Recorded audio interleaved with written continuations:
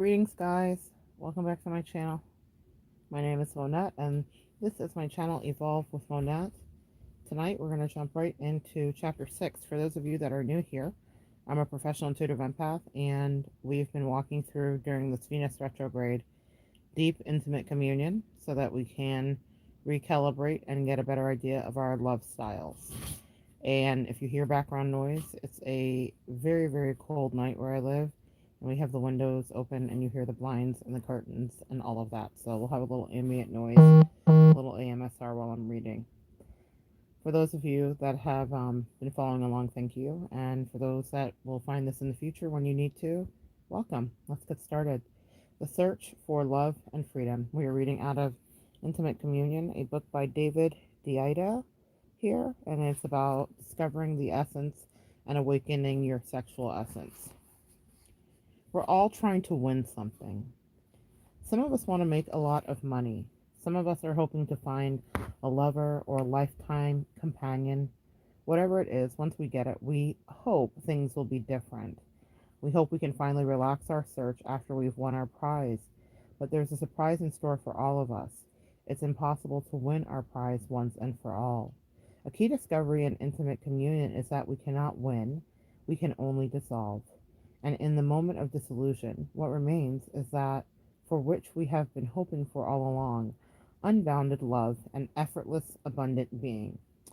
To make this discovery, we must understand our present search, and to practice intimate communion, we must understand that the masculine and feminine tend to search in different ways. The masculine searches for freedom, the feminine searches for love. By understanding our own search and that of our partner, we prepare ourselves for the practice of intimate communion.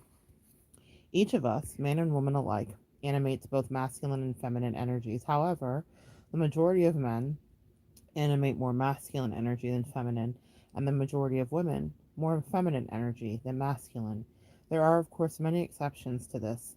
For ease of illustration, the author will take the liberty of assuming, in many of the examples throughout the book, that the man is animating more masculine energy in the relationship, and that the woman is animating more feminine. In homosexual and bisexual relationships, the heterosexual relationships, where the man animates more feminine energy and the woman animates more masculine, dynamics of masculine and feminine energies would be the same, but the genders of the example of the characters might be different. How the masculine grows. The essential masculine style of search is that of warrior, the hero, or the visionary. The masculine force is one pointed, directional, and guided by a vision of freedom. Masculine energy cuts through any obstacles that are in its path. Nothing deters masculine from its goal of freedom. However, not every man uses his masculine energy to search for freedom in the same way. The man may search for freedom. The way a man searches for freedom depends on his particular needs, which typically change throughout his life in three stages. Just as we can understand intimate relationships in terms of three styles or stages, we look at earlier chapters, dependence, and intimate communion. We can view a man's needs in terms of three styles or stages through which he grows. First stage needs are about gaining something, like food, money, sex, power, or fame. A first stage man tends to form a dependence relationship with his woman.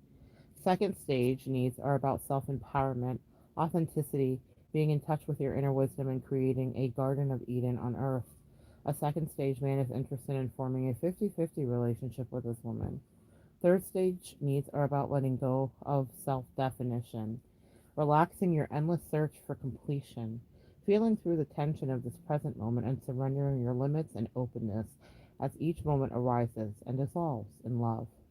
A third stage man enjoys a relationship with his woman based on the practice of intimate communion. The masculine force looks different depending on which type of need is most important to a man. For instance, at first stage, man is searching for freedom and trying to get something. A first stage man is searching for freedom and trying to get something.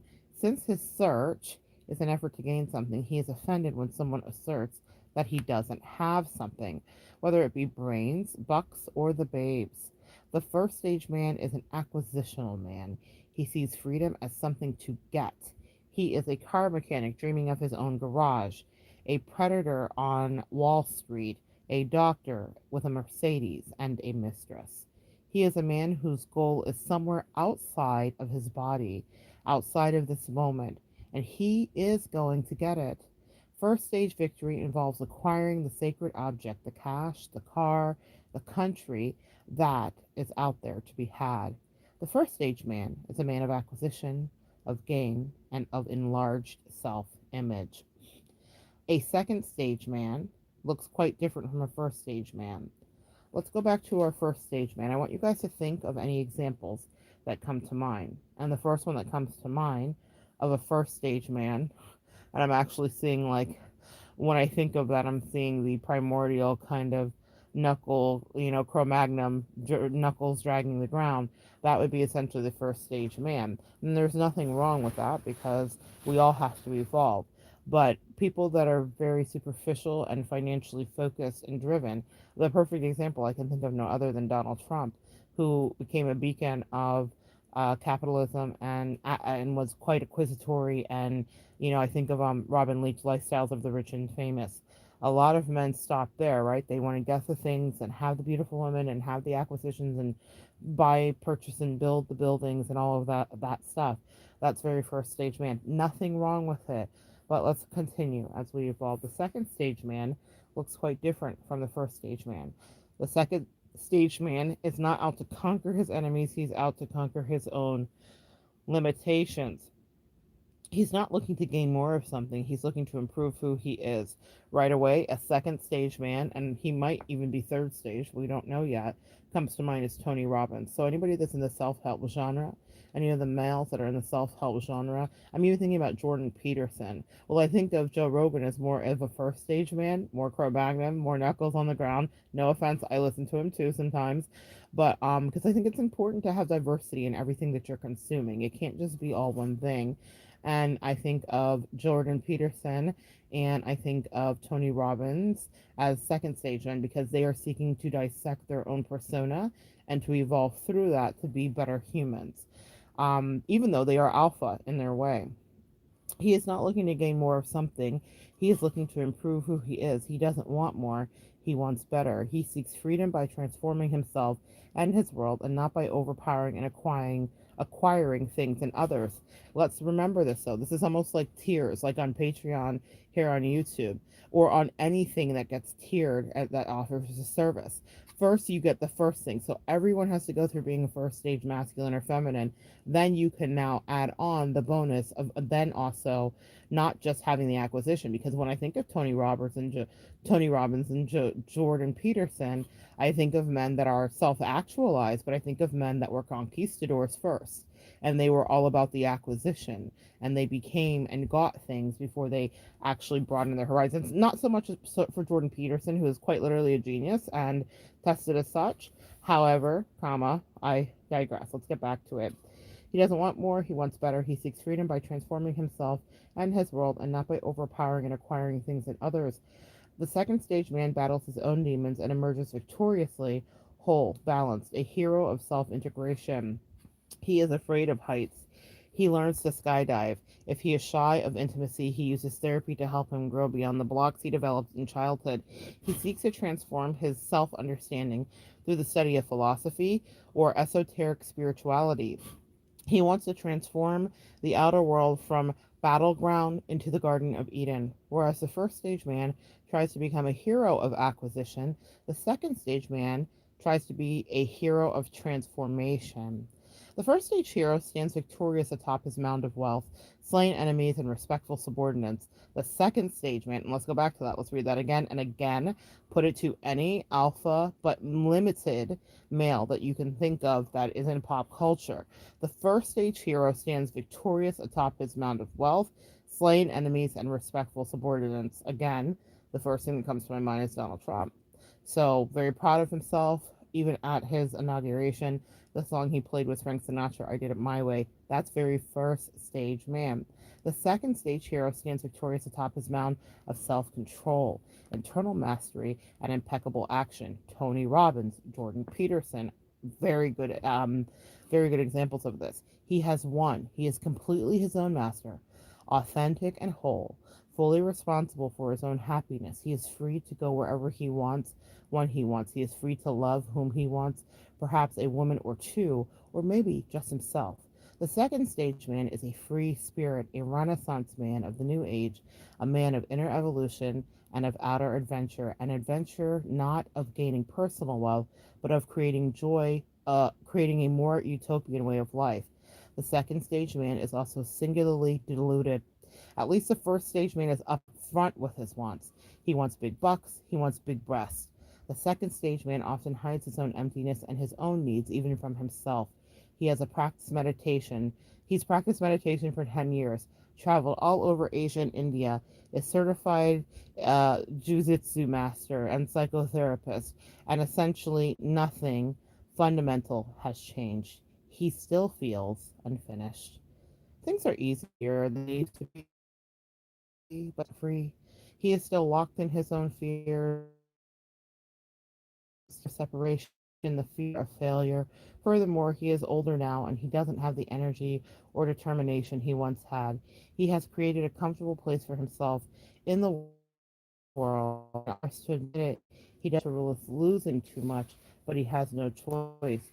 His evolving masculine energy moves him to take a good look at his life. Suddenly, the second stage man opens his eyes and sees life as he has settled for it. He feels his own dullness, his own fear, his own mediocrity. Now, I don't know that Tony Robbins and them feel this. They might have blasted past second stage, but I definitely recognize their self actualization at second stage. And he begins to burn inside. His precious self, which he has worked so hard to master, feels like a clench. His life, which once seemed so easy, now seems like a tedious burden. His relationships and career weight him with false obligations. He is afraid to let go of it all, but the constant knot in his gut is becoming much too much to bear. It's a helpless situation. He's absolutely unsatisfied. The breakdown of hope and the recognition of futility have brought him to the edge, and he has no real choice. He releases into the abyss. He succumbs to a crisis. His self sufficiency and self worth falls to zero. If he stays in place without adding consolation to his suffering, if he remains an open hearted warrior even at zero, then the miracle will manifest. But he knows he can depend on nothing. He has freed himself from all false support because he has outgrown the first stage need to depend on something outside of himself, as well as the second stage need to depend on something inside of himself. He is vulnerable to grace. His reduction to nothing has rendered him helpless, but not without help. Without looking, without trying, a spontaneous force of life begins to become obvious. It's the same mysterious force that beats his heart, moves his thoughts, and illuminates his dreams at night.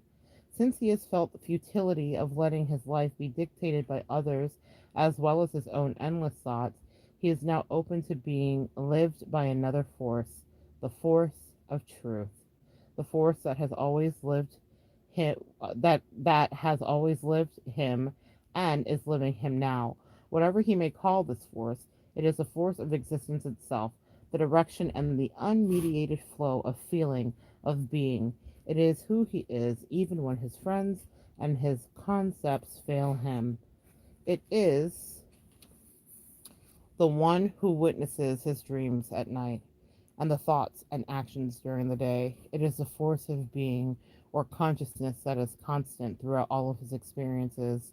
It is he who he always is, but controls nothing. It is who he is, but it controls nothing.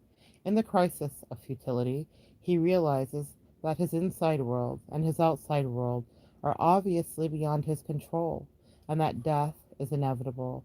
So he does the thing that only he can do. He surrenders, sacrificing all experiences, inner and outer, into the one force that creates, sustains, and dissolves all of his experiences. The third stage man is rested in the fullness of this force.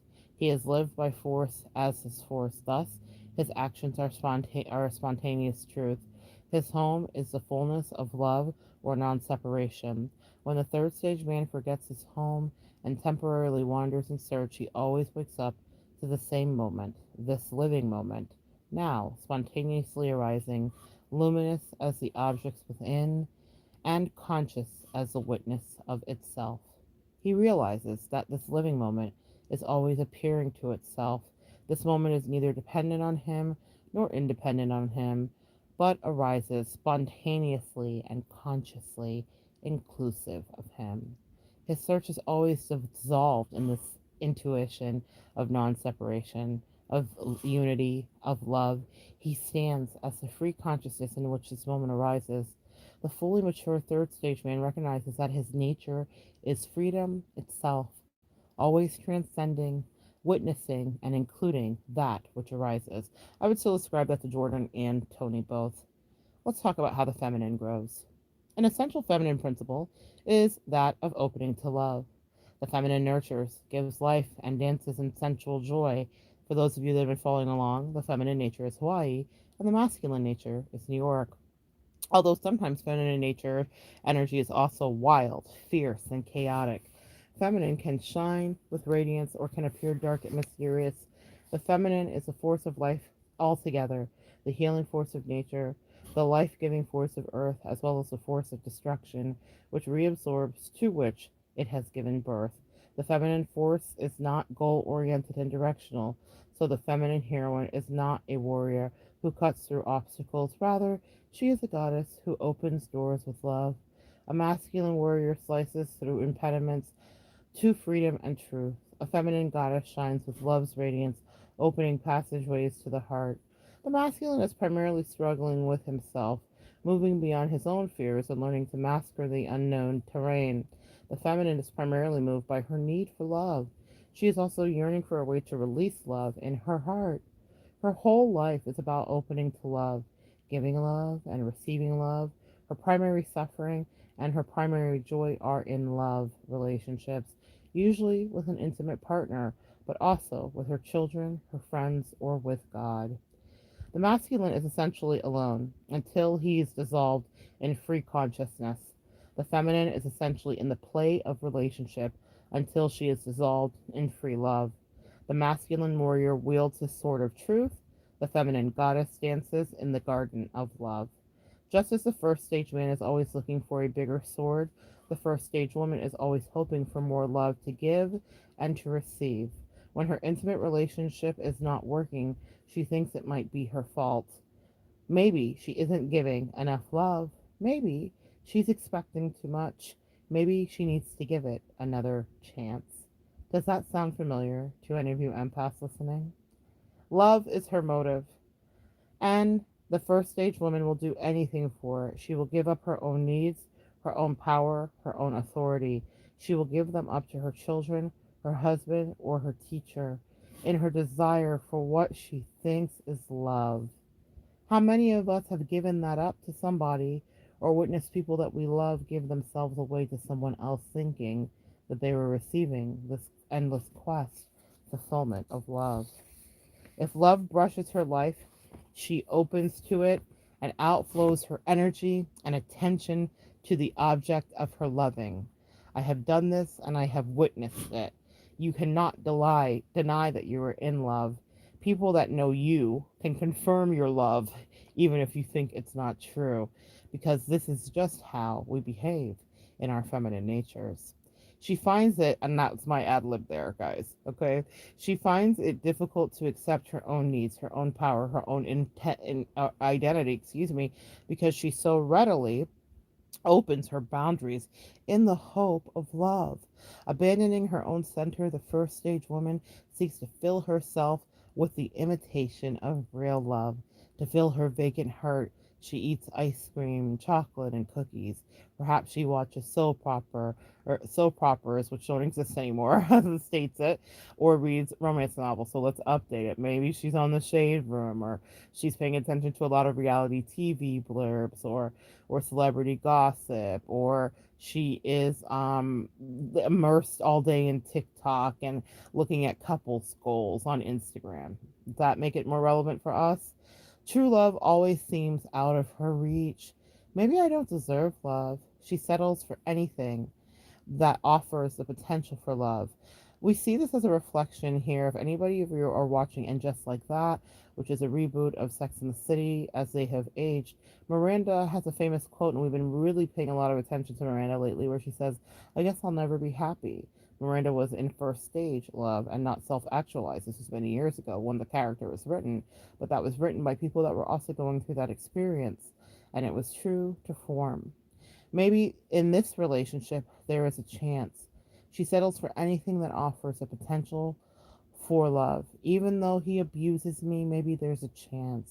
And I think you could change. Maybe there's a chance. I just want him to say that he loves me. Maybe there's a chance. Eventually, her pain becomes too great. She will no longer do anything in exchange for potential of love. She will not give up her personal identity and her personal needs. Even though she wants an intimate relationship, she is determined to stand her ground. This is a second stage woman, the woman who temporarily focuses on loving herself. The second stage man is devoted to self improvement rather than acquisition. The second stage woman is devoted to loving herself rather than to giving up her own needs, supposedly for the sake of another, in the hope of receiving love. The second stage woman is no longer dependent on love of another, just as the second stage man is no longer dependent on things and people outside of himself. The second stage woman stands whole, frequently in company of other second stage women.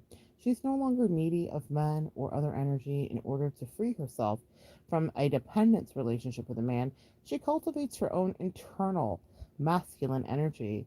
She learns to assert her needs clearly, to direct herself with her own guiding hand, to see herself through her own loving eyes instead of through the eyes of the external lover.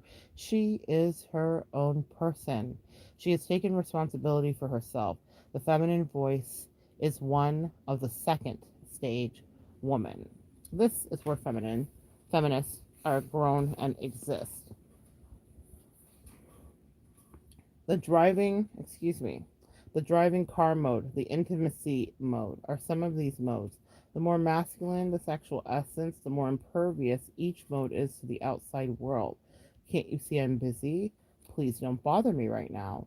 For the feminine sexual essence, however, modes are not clearly as rigid. A person with a feminine sexual essence can quite easily flow between watching TV, talking with a friend, and working on a project all at the same time. The flow of feminine attention is fluid. Sure, I'm busy, but I don't mind being interrupted. How are you? This is one of the feminine's greatest strengths and weaknesses. She can flow from one task to another easily and thus can also be distracted rather easily, getting absorbed in a telephone conversation or a visit with a friend rather than finishing the writing project that needs to be finished. Masculine energy, though more rigid than the feminine, is also less distractible. Masculine modality can be a real gift. It allows a man or a woman to persevere through obstacles and distractions that would vary a less masculine person from his or her path. The extreme masculine does whatever it takes to reach a goal without being moved from its tracks. Whether that goal is watching a football game, writing a novel, making $1 million, or realizing enlightenment, this ability to achieve a goal without being distracted should be honored by both men and women. Just in my life, I tapped into my masculine energy. I became one of the best at what I do energetically, meaning I really honed and crafted a skill. I got laser focused because I was tired of living in first stage womanhood and femininity, and also second stage where I was giving my power away but still distracted. And I got into a place where I decided focus, focus, focus, and it was the best thing I ever did. And then I overcorrected. I'm still working on my evolution. That's why the channel is named what it is. But I realized when I got too much in my masculine energy, and I began to alienate people around me, and I didn't care. When you don't care, you don't care at all. You're focused on where you're going. And I realized for years that I allowed in my very ultra feminine energy a lot of distractions to overtake me because I was trading my power for the falsehood of not real love. Message. So, masculine energy, okay. At the same time, men and women must realize that this masculine gift of persisting in one mode until the goal is reached needs to be balanced, which is what I was just saying by the feminine gives of flow and bodily sensitivity. There's a time to tell roses, a time to heal. There's a time to remain alone in a room, focusing with total concentration, and a time to roll around in a disheveled bed, laughing and playing with your lover. I am never more balanced than when I have a good, healthy love life an emotional life, a career life, work life, sex life. I am a better human when all of those things are in flow. And I've talked to you in the last chapter I ended with Captain Yan, and that was one place where all of the things weren't in alignment, but there were a lot of things that were. And I was a really, really productive human because the needs were being met in every area, not just sexually, but energetically. And I flowed better. Okay. Also, I've had it happen in other areas of my life too, in my marriage currently with other booze, you know what I mean? But when you're overbalanced and you're wanting to create or simulate love, you will not be flowing that way. But man, that disheveled roll around in the bed is certainly necessary. This balance between masculine focus and feminine flow can be achieved in two ways within a person or between two partners. Usually, it's easier for a person with a more neutral sexual essence to achieve this balance within himself or herself, alternating between work and play, between focus and laughter, between the mission and the flow of love. However, if your sexual essence is either towards the masculine or towards the feminine, it often feels more natural to trust your partner's native gifts. After you've each achieved a 50-50 wholeness on your own, and that is after you're able to either focus your masculine or flowing feminine, it's often very pleasurable to relax into your native pole in intimate communion and enjoy receiving the other side as a gift from your partner. In this way, the feminine partner is like Hawaii and the masculine partner is like New York, gifting each other with unique qualities of feminine radiance and masculine direction, respectively. So, when I have noticed this go very well, this has been when I've been, or it's not even so much noticed well. What I noticed was that I've had many friends, right? But one friend and I share masculine energy regarding our work. We are both driven, and I'll give you an example, a quick example here. She came down. I had to do some testing. I was doing some testing at my school. My chef had reached out to me, and I was just like getting like re-going through and doing some stuff, and I was back in school. Okay, so I'm doing that, and she came down for a visit, and she met me at the college because even though she was here, even though we got a hotel, and our plan was to like stay at a hotel and then go up the coast and visit my sister and do all that stuff, even though she was here to visit with me, we both were working. I even have a video up here where I made it where I'm in the dark, and one of my subscribers said to me, "What are you doing in the dark, Monette?" And the reason was because she is an early riser and she was going to be on her laptop doing business and making business moves first thing in the morning, like 5, 6 in the morning. She was going to be up and getting ready to be working. And I work, but I'm a night owl, hence, what we're doing right now. We both exist in masculine energy. We love to travel together on vacation. That's wonderful.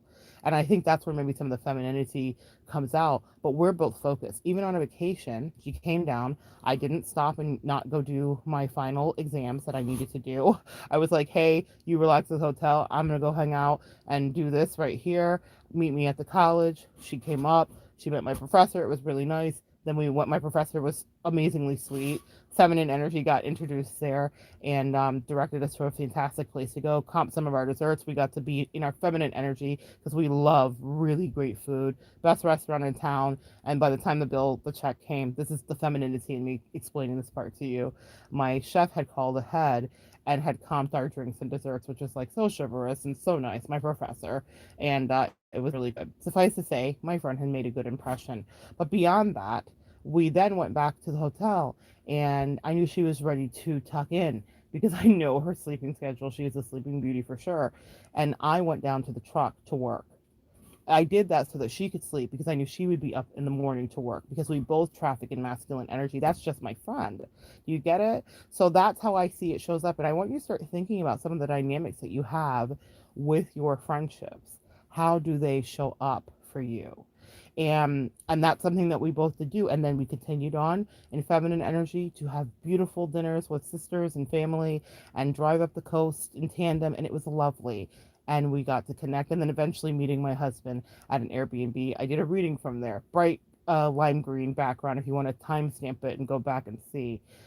So that's what I want you to understand. And we did a little vacation with friends and family, and some other folks joined us, and it was wonderful. And we ate gluten-free cupcakes, and we went around the town we were in, and it was lovely. But we were both focused on work and the things that needed to be. And even while we were together, she was having work milestones.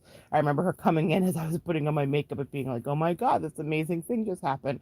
Another promotion, another opportunity." And I worked from that Airbnb because I made recordings and videos for those of you here watching, even if you didn't see them at the time. The reason our friendship works is because for whatever reason we understand our masculine and feminine energy, and we don't like forfeit it. We both love our work. It's one of the things that we prize, and our work is very different. But that flow that we create works for us very well. Now, if you transfer that over to a romantic partner, you might want to look for a similar thing. We are not the same regarding all of our partnerships, romantic or platonic, but I wanted to give you that example to see you can work with someone who is masculine in the same way you are and also feminine in the same way we are. We balance each other for whatever reason very well. Even though both of us are always admonishing each other not to work so much, but we could never tell because we both love our work. Masculine energy is very much centered around career, around finances, and around getting, as the kids say, getting to the bag. Okay. So take a look at some of your friendships or some of the better friendships that you've had. Where were you guys aligned in your masculine and feminine energy? There, it can be completely devoid of sexuality, and you can see how you line up there. Okay. The masculine is looking for trouble. Dun dun dun. The masculine sexual essence is looking for trouble. That's how it finds its purpose. It sees a problem and wants to fix it. In fact, it often sees a problem and wants to fix it, even if there isn't one.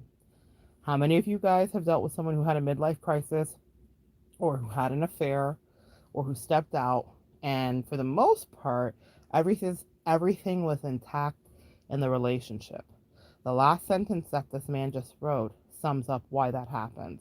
He looks to fix something, even if there isn't anything to fix. And it doesn't have to be that major. It can get quite myopic. You know, I look at an example with my husband. We could be doing like going to bed at night, and my feet are tucked in just right, but for some reason he wants to readjust it. Does that make sense? Even though I didn't want him to, even though I didn't ask him to, that's the energy. It can be that myopic. It doesn't have to be like some major life-ending, midlife crisis. It could be as simple as overdoing a thing, because that is the nature of masculine energy. Once upon a time, the writer says, I viewed Ophelia's emotional state as a problem to be solved, and Ophelia, I'm going to assume, must be his partner. To my eyes, she would be moping around the house, so I would try to talk to her about it and ask her a lot of questions, hoping to get to the bottom of it.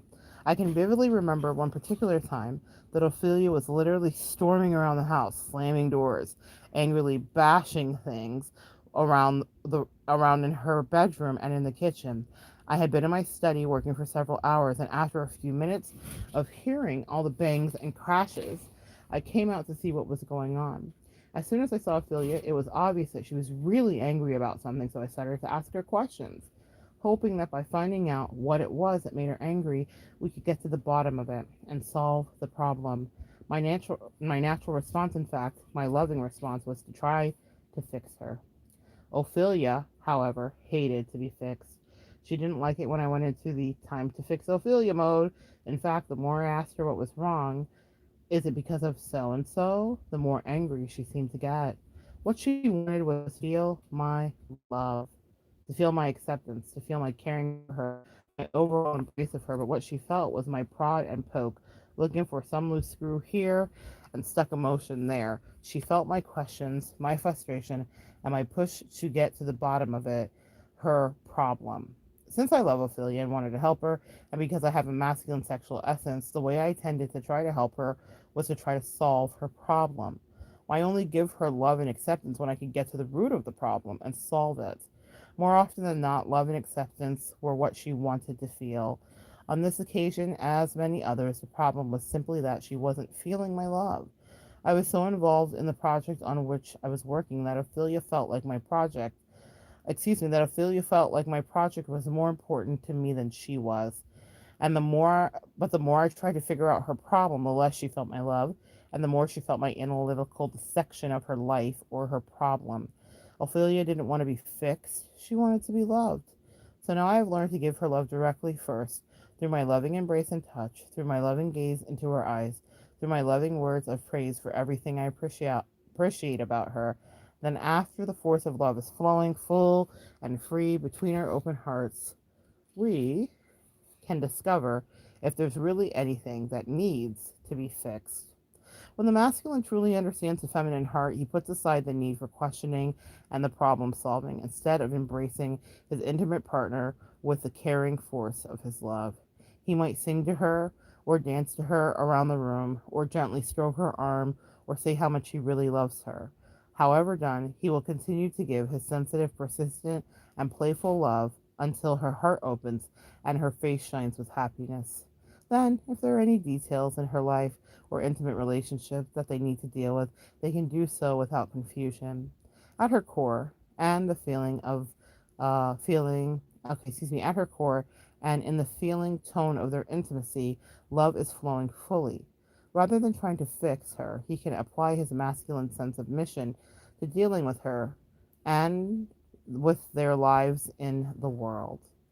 I had a person on here upon reading one of the chapters say, "Am I screwed because I'm masculine energy?" And to that I say, no, you're never screwed. I had a feminine man I talked about who was feminine and masculine, really well balanced, who loved me this way and showed me that it was possible, and would intuit wildly that I just needed love before he tried to fix me. He was a fixer. He was a carpenter, he was an engineer, but he loved me without fear, so that we could get to the bottom of what was really going on. And then he would gently point out patterns of behavior. One of the best relationships of my life. It is important for men and women to realize that often masculine sexual essence expresses its real love by trying to solve a problem, just as a feminine sexual essence often tries to solve a real problem by offering emotional support. Men, especially, could learn that trying to solve her problem does not necessarily feel like real love to a woman with a feminine sexual essence. Women, especially, could learn that trying to offer emotional support does not necessarily solve the problem that the masculine sexual essence is really trying to fix. And men will try to solve a problem in little ways. I'll give an example. There's a certain sweetener that I love, right? And it is, low carb and keto and all that jazz. And my husband found it once on clearance, and now it's like his mission every time. And he bought every single bottle that they had. I just recently ran out because it had a pretty long shelf life of what he used. We got down to the last bottle, but I remember my bestie being here visiting with us, and him just proudly bringing it out to show her the bottles that he had amassed. And, she was nonplussed. I mean, she wasn't, she was lovely and gracious and whatnot, but like, why would one get excited about that if that wasn't for you? But see, what he was doing for me, quite simply, was solving a problem I had. I love the sweetener. It was a little pricey, and he happened to, just because he's Capricorn, find it where it was absolutely ridiculously like marked down and all still within the sell by dates and lovely. It was a wonderful gesture, but he solved my coffee. I love coffee. He solved my coffee sweetener problem for me and got me my favorite flavor. And so that was just one little way. And he was so proud of himself when he was showing my bestie the bottles. It was really funny, really a sweet moment. But that was his way of trying to solve something and fix something for me. However, we must honor these gifts as if we are to accept the masculine and feminine sexual essences as they are. The next time you feel your more masculine partner trying to fix you, thank him for his love and tell him you don't need to be analyzed right now in this moment. For instance, you need to be hugged. Chances are he's only loving you anyway through expressing it. And when a spouse comes to us, we will try to diagnose what's wrong with them. Okay? So I have talked to you guys about living quite happily in a duality of my sexuality, but also my energy. And so that's something that I do. Now, it's something I do for a living as well, meaning I counsel people, essentially, for more or less. And I do intuitive readings and I predict things psychically. But what I do is I dissect. That's me operating out of masculine energy. Even though people that talk to me say they feel like they have their best friend, a sister, a mother, the Carfax and the reviews speak for themselves. People connect with me and they feel nurtured. But what makes me good at my job and my career and my chosen path and my manifested destiny is that I operate out of very purposeful, directional New York masculine energy. I am dissecting, diagnosing, and fixing. Now, that's not good for partnership, right? Because our partners don't always want to be loved like that. They want to be loved in a way that's right for them. That might be a message to some woman out there that diagnoses her partner. Think about that. Is that you when you see your issue, whether it be with interpersonally or with themselves or at work or with family? I don't know, whatever you fill in the blank. Are you fixing them? Because that's you operating out of masculinity. And it's okay, but you have to realize that that might put things in balance with your sexual essence. It's something I had to figure out too. So we want to honor those gifts. So, um, mm, mm, mm.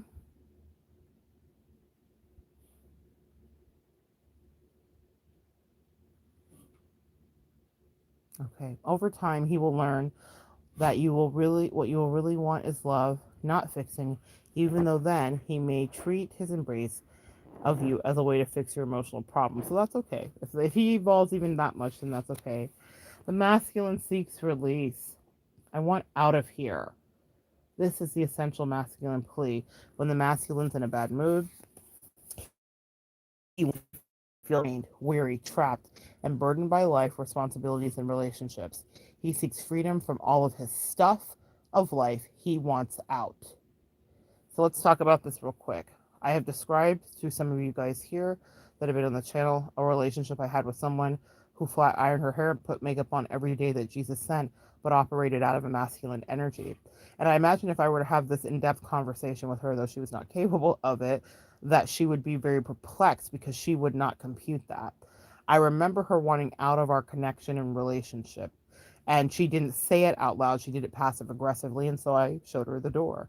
But what I will tell you is she was operating out of pure masculine energy. This because I witnessed it. I wish you guys could have seen her behavior because you would have understood exactly what I mean. For those of you that have listened to some of the videos, you get what I'm saying. That's where it was. You would never look at her and think she was a butch or anything like that, like butch lesbian or anything like that. She was ultra feminine, but her masculine energy was one of creating problems when they weren't there.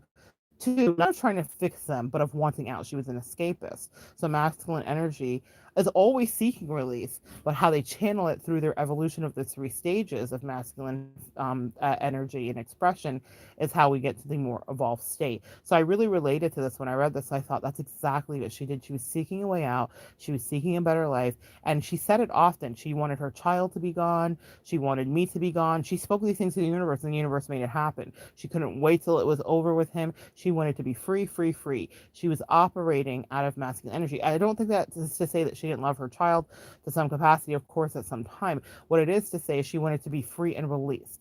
And whether she realized it or not, she was operating out of masculine energy. So that's an example of someone who could look like they just stepped out of, a regular day. They're a Walmart soccer mom. They just stepped out of a soccer van, but they are still operating out of masculine energy.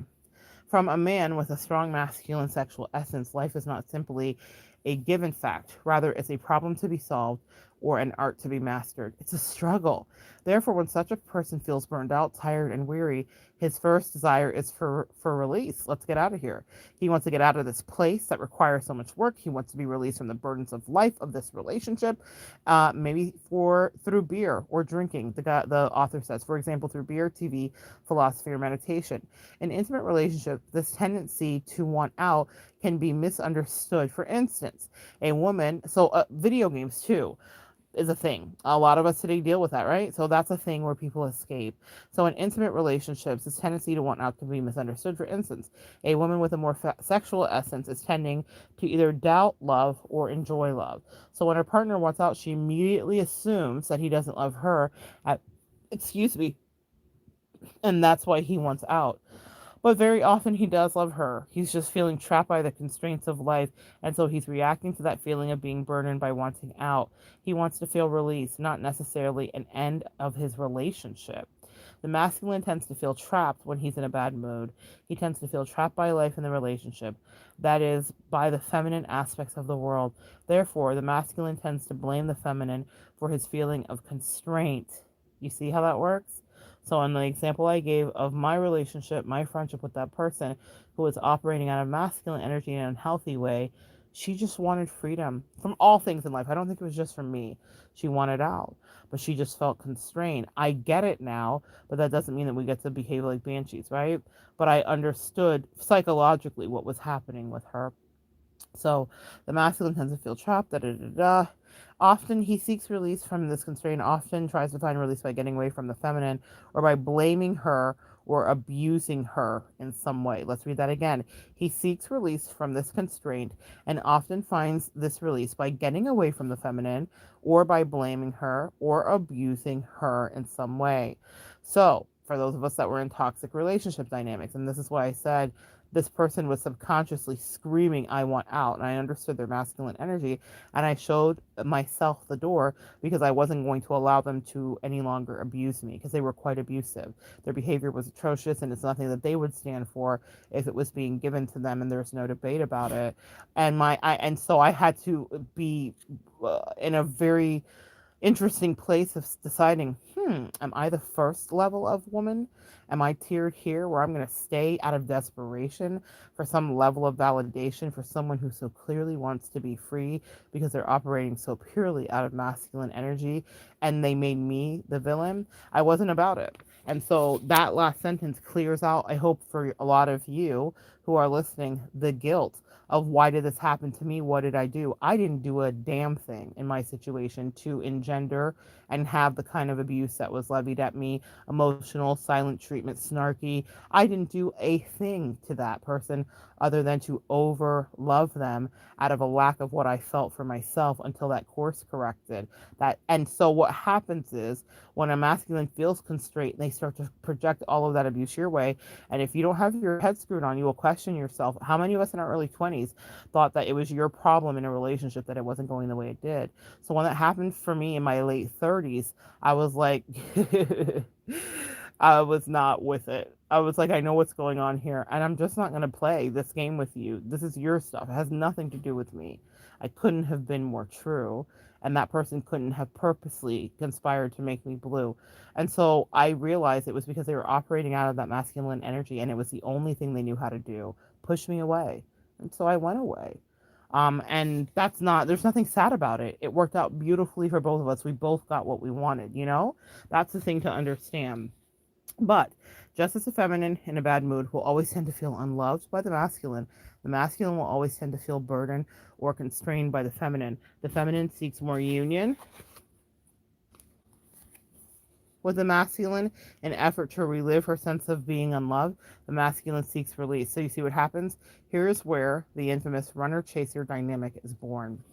And even though he's not saying it, that's what I'm noticing because that's our phraseology and that's our psychology that we've all gotten our little armchair degrees, right? So the masculine seeks to release from constraint in order to relieve his sense of being weary and unburdened. All relationships between a more feminine person and a more masculine in person will include this drama. The feminine seeking to fill her sense of emptiness, the masculine seeking to release himself of constraints. The masculine likes the edge. The masculine likes the edge even as a form of relaxation, even as a form of recreation. The masculine often prefers to challenge the challenge to a free ride. Y'all, can I tell you this is so true? I will refer you to the work of the woman who wrote All Men Love Bitches. I think you can find it on Amazon. Y'all, when I say I was giving that masculine, even though she was a woman, but she showed up in masculine energy, the freest of rides, and she detested, disrespected, and disdained me. Every D word there could be. Okay? Discarded, dumped, degraded, every word that you can think of. And the person that was a challenge to her that really didn't care about her, but she loved it because she felt like she was working for something. So any crumb of validation she got from that person meant that it was worth jettisoning off the things that mattered to her deeply in her soul that she would realize later in her life. But because she had to put up a fight for it, it was valuable. Men respect things or masculine energy respect something, it has to work for. If you've ever been in a relationship where you feel like someone settled for you, you are operating out of more masculine energy than your dude. Does that make sense? If you've ever chased somebody and then they finally were like, okay, I guess so, then they weren't really thrilled with you, and that was you wouldn't be treated like a prize. When you push back a little bit, then you are valued in their life. And I'm not saying to play mind games. I'm saying that this comes down to our primal essence. So I watched her prize something that didn't value her because that she found something worth betting. I was giving free rides. How many of you guys have given free rides? So let's continue. Driving the car a little faster than necessary. That is masculine energy.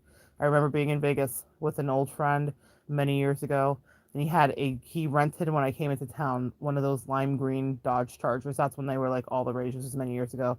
And we drove to San Francisco from Nevada, and I remember him street racing down Reno, that like very popular strip. And I was like, "What are you doing?" It was wildly packed, but that was masculine energy living on the edge. And in any case, so street racing, driving a little faster than necessary, watching boxing matches, that's the rise of the UCF, football games and action movies, Michael Bay, anyone, competing on the tennis court, Andre Agassi, and what's the one that's infamous for being craggy? I can't think of his name. He probably break a racket if he heard me.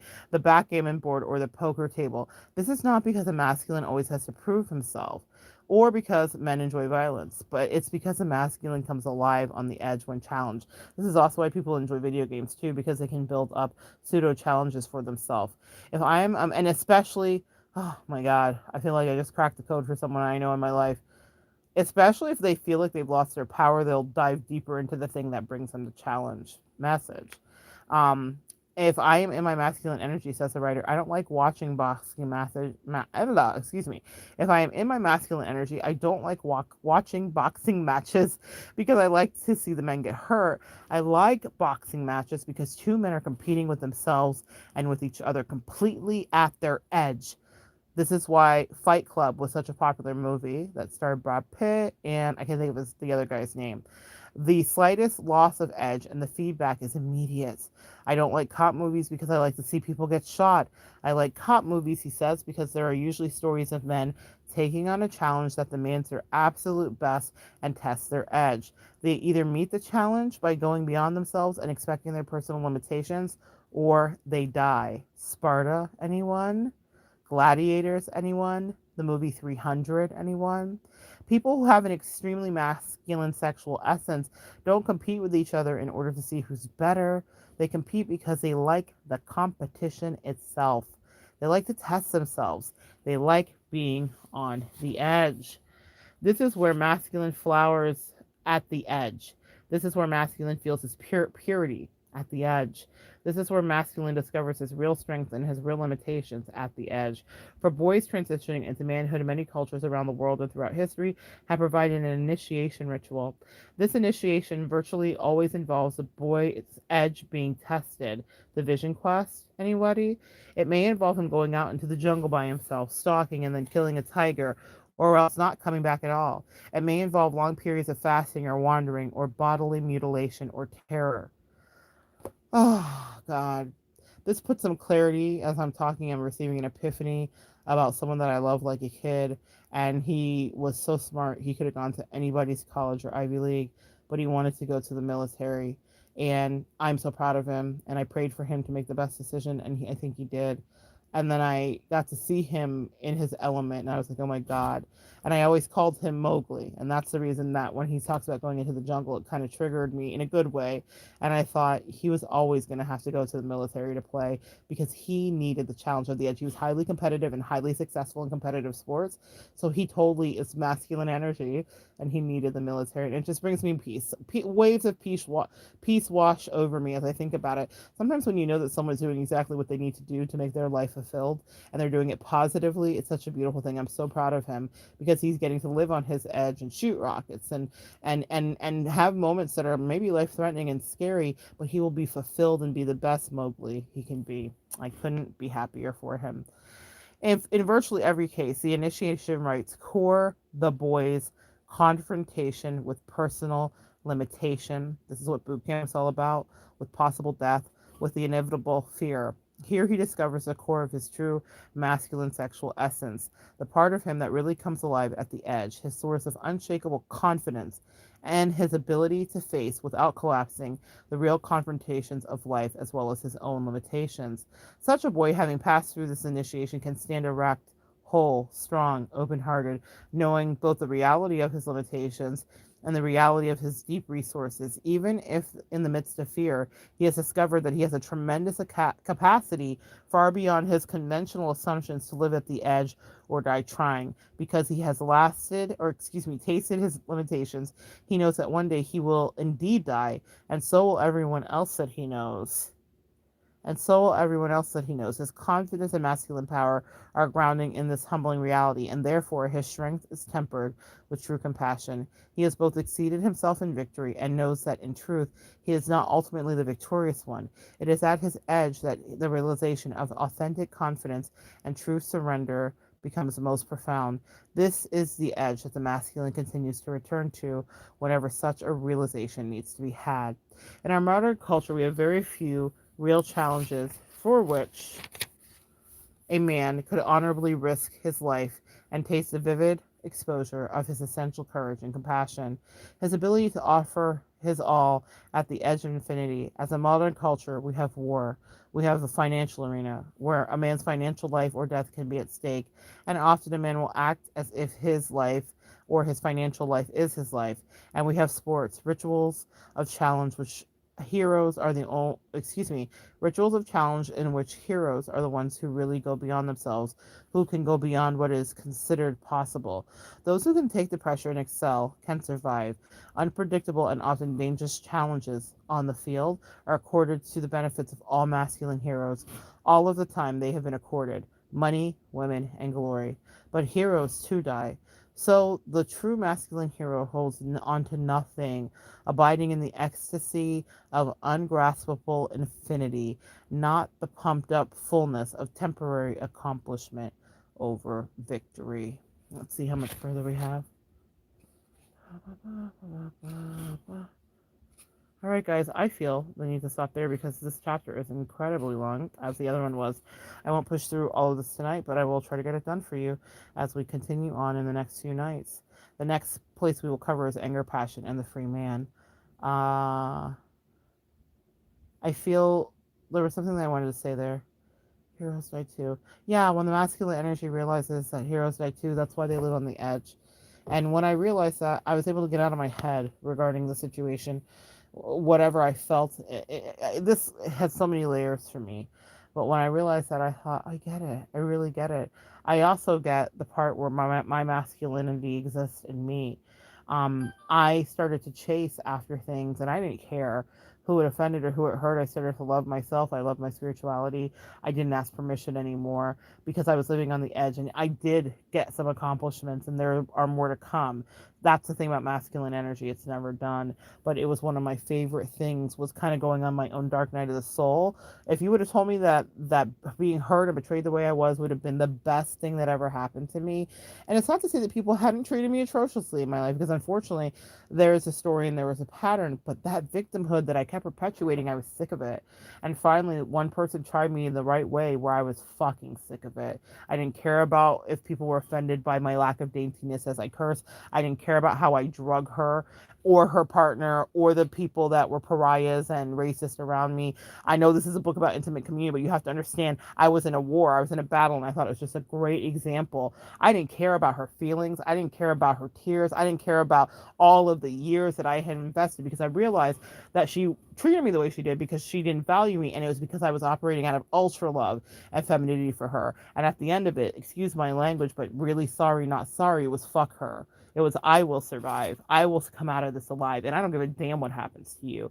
That was me getting in pure masculine energy. In order for me to make my dreams come true, I had to be ruthless. It wasn't about hurting anybody's feelings on purpose. I really didn't care about the collateral damage, which sounds interesting for an empath to say. All I cared was that those hoes got out of my way. Do you understand, guys? I didn't care about, like, oh no, are they going to cry? Are they going to need therapy? Do I need to dry their eyes? I didn't give a damn. What does the song say? If you don't give a damn, I don't give a F, right? I didn't give one. I had none left to give because I knew that I was on a vision quest. I knew that I was on a soul's journey, a sojourn, if you will. I knew that it was going to be her or me. And I decided that is masculine energy. And for people that are like, oh my God, that sounds absolutely ruthless, I needed to know that that was in me, because there will be other people that I deal with in the industry, in the business, and already it has happened where I've had to stand up for myself and let somebody know what I will and won't take and what I am and am not about. Not a 50-50 neutral energy, not self-actualized, full masculine on their ass for trying to lie right to my eyes and stand up for myself. It's been uncomfortable. My feminine energy has wanted to retreat when I had to demand my right pricing or demand that someone pay me. As what does Brianna say? F you pay me, bit better have my money. Pay me what you owe me. That's masculine energy that song was written out of. Whether she wrote it or had assist, that's masculine energy that you exist out of when you don't care. And I wasn't going to be able to extract from a narcissist and the narcissist companion my fair share, but I took my pound of flesh anyway, because that's what masculine energy does do. They don't worry about when the day comes or the night falls. They worry about, will I be standing and you be bloodied? It is 300. If it's a massacre, then so it shall be. That is masculine energy. And not because you like to see people bleed, as the author so beautifully dictated. It's because you will not be in a position where you are improperly situated as people sit there and take advantage of you. That's what masculine energy does do. For my empaths who need a little bit of it, get into it. But if you've been pushed to it through a dark night of a soul rejection, what does the Bible say? God will prepare a table before you in the presence of your enemies. He does that on purpose so that they can watch you watching them, and so that they can see that you will be that you will slaughter them energetically if they want to keep playing games. That is masculine energy. I think God does that purposely so that you can get so upset. But wait a minute, God, how could they betray me? How could this be? They were supposed to be my friend, my family, my lover, my whatever, you fill in the blank. But when they treat you like you're just another and an option, or they treat you like you don't matter, and they don't play their position and they forget what position you were playing, your masculine energy comes in to slain any villains that are in your life, even if it means that you become the villain origin story of their life. We flipped it and reversed it. What does Missy say? Put your thing down, flip it, and reverse it. That's how you stay alive. That's John Travolta on dancing your night away, because masculine energy doesn't play. They'll play for fun and for sport, of course, but they'll also play because they will not be steered or veered off course with someone's warped idea of trying to steal their energy. Your masculinity stands up for itself. Your masculinity doesn't want help. Your masculinity will fix the situation. Your masculinity will be the last one standing and get the ovation. I love it so much. Won't he do it? That's what I've learned about my masculine energy. He got me through it. It got me through it. And I would do it again. I didn't even know it was in me to be the way that I was. But they said, this is how masculine energy actually shows love. Some of the people in my life needed some tough love. And all that sweet, mushy femininity was not doing what it needed to do. It wasn't giving, as the kids say, what it needed to give. Nothing was giving what needed to have been given. Not a word. Until I stopped being a safe haven. And I put their ass out in the cold. Masculine energy is bold. It calls people out, and it goes and finds water in droughts, and it says, I not only will survive, I'm staying alive, and I dare you to try me. That's the beauty of masculine energy. All right, guys, come back and join me next time, and we will continue to evolve together.